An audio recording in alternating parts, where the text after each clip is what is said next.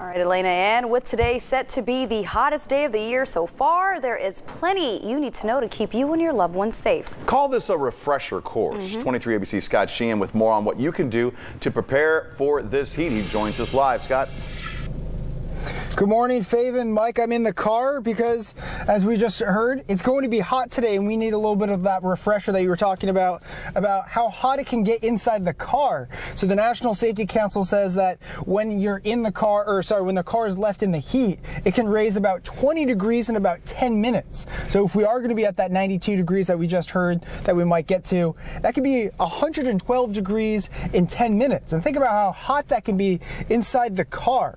Now, another thing the National Safety Council wants you to be aware of is that a child, their body temperature can raise about 3 to 5 times more quickly than an adult. So if you're okay, that might not mean that your child is okay. So we need to think about the safety of what that heat can do. Also, the National Safety Council says about 37 children die every year inside the cars in the United States. So we want to make sure that we're not leaving anyone in the car. And the National Safety Council is giving us tips like, don't leave any children in the car.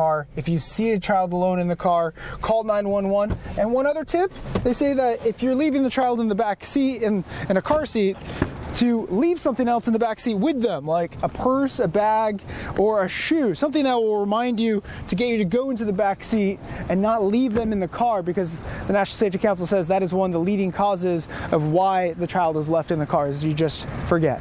Reporting in Bakersfield, Scott Sheehan, 23 ABC News.